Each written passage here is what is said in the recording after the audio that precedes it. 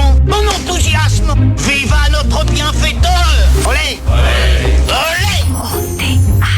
Et tout de suite, Hélène Kuttner nous emmène au théâtre pour une ode à Jean-Pierre Daroussin. Bonjour Hélène Kuttner. Bonjour Cyrielle, bonjour Jean-Pierre Daroussin. Bonjour à tous et à toutes, excusez pour ma voix un petit peu prise aujourd'hui. Alors Jean-Pierre Daroussin, cette chronique théâtre, elle est pour vous qui portez la scène si brillamment Le principe d'incertitude au théâtre Montparnasse avec Laura Smet. On l'a dit tout à l'heure, incertitude sur cette rencontre, sur cet amour naissant, sur ce partage de vie et de vérité. Et j'avoue que c'est un spectacle que j'ai vu tout début et qui m'a beaucoup plu, justement, par la fragilité de Laura, par cette incertitude et par cette rencontre entre vous deux. Mais on en parlera tout à l'heure. Alors, incertitude du théâtre et des personnages qui composent la pièce. En 1975, le metteur en scène Antoine Vitesse, qui dirigeait alors le théâtre des Quartiers d'Ivry, monte à la Comédie Française Le partage de midi de Paul Claudel.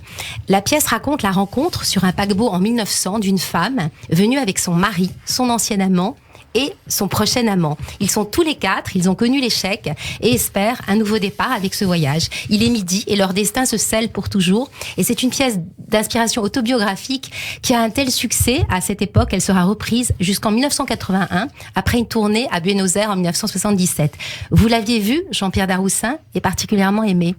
Oui, alors quand on m'a demandé quel était le spectacle qui m'avait marqué dans ma vie de spectateur, finalement, c'est tout de suite celui-ci qui est venu en ma tête. Parce que quand j'ai commencé, donc j'étais un garçon des banlieues parisiennes, j'étais d'un milieu prolétaire et j'avais très peu d'accès aux livres, à la culture.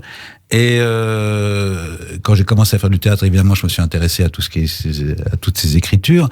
Et Claudel n'avait pas très bonne presse à mon époque. Claudel, c'était vraiment un auteur, on va dire un auteur un peu réactionnaire, très mystique, et en même temps assez bourgeois. Enfin bon, mais quand même malgré tout un grand poète. Mais on n'aimait pas trop travailler du Claudel quand on était dans les cours de théâtre à mon époque.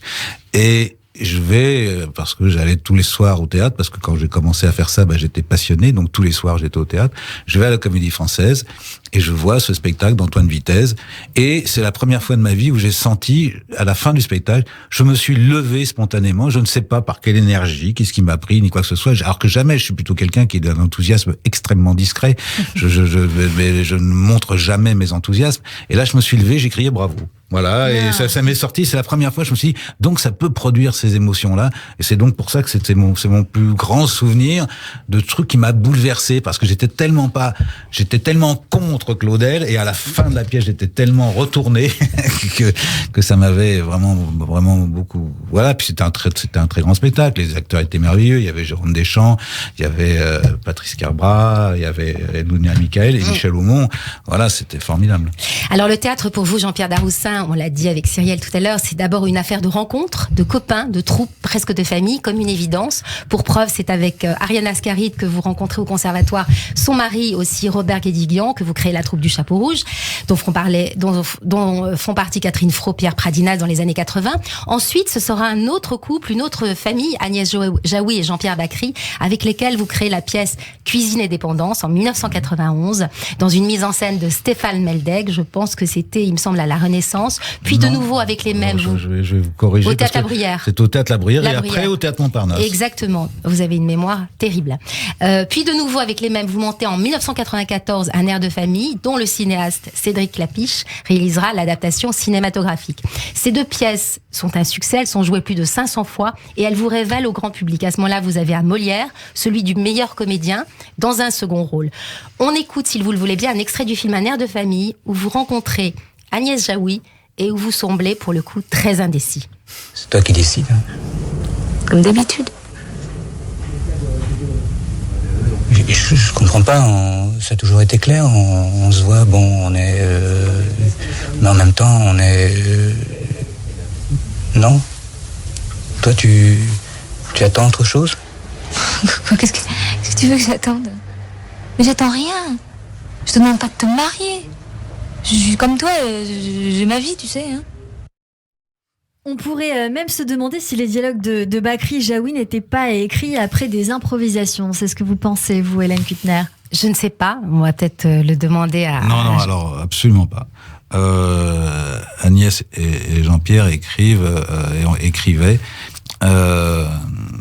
vraiment à la virgule près et au rythme près et au mot près, des choses qui n'avaient rien à voir avec des essais qu'on aurait pu faire auparavant. Mais quand même, malgré tout, ils connaissaient les acteurs à qui ils allaient confier les rôles. Et par exemple, dans Un air de famille, c'est pas tout à fait un hasard si je danse le rock'n'roll avec Catherine Fro. C'est parce que on se connaissait depuis longtemps et que Jean-Pierre et Agnès m'avaient déjà vu danser le rock'n'roll et entre autres avec Catherine aussi. Donc tout ça n'est pas né de tout à fait de rien. Alors, c'est avec la notoriété au cinéma. Vous jouez la pièce de Yasmina Reza. Alors là, c'est une autre, c'est du théâtre privé, dans Art. Vous jouez au Théâtre Antoine avec Charles Berling et Alain Fromager, dans une mise en scène de Patrice Kerbrat, je m'en souviens très bien. Un trio masculin qui en vient à s'étriper devant un tableau contemporain, entièrement blanc. On écoute un extrait de la pièce avec vous et les deux autres comédiens. Comment peux-tu dire devant moi que ces couleurs te touchent? Parce que c'est la vérité. La vérité. Ces couleurs te touchent. Oui, ces couleurs me touchent. Ces couleurs te touchent. Yvan. Ces couleurs le touchent. Il a le droit. Non, il n'a pas le droit. Comment? Il n'a pas le droit. Il n'a pas le droit. Il n'a pas le droit? Non. Pourquoi? Il n'a pas le droit. Tu sais que tu n'es pas bien en ce moment, tu devrais consulter. Alors cette reprise, elle se jouera à guichet fermé durant 6 mois. Elle vous vaudra un autre Molière du comédien dans le théâtre privé. Et ensuite, voilà, donc ça a été un succès fou, cette pièce Art de Yasmina Reza. Juste après la longue pause du Covid, il y a 2 ans, vous décidez de monter cette fois seul sur scène, sans famille, sans tribu, sans copains. Et vous jouez un texte du romancier Philippe Dian sur Arthur Rimbaud.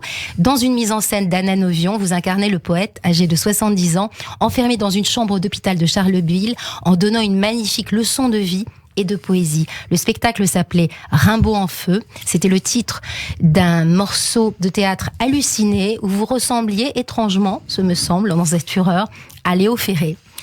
On écoute un extrait et puis après vous réagissez si vous voulez. Surréaliste. Un jour vous verrez.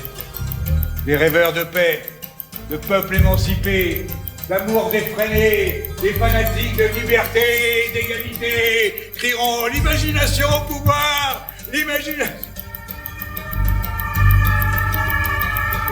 Mais regardez-moi, est-ce que j'ai l'air si fou que ça? J'ai 70 ans, mais je pourrais très bien en avoir 40 ou 160. L'âme n'a pas d'âge, elle vit, c'est elle que vous voyez là.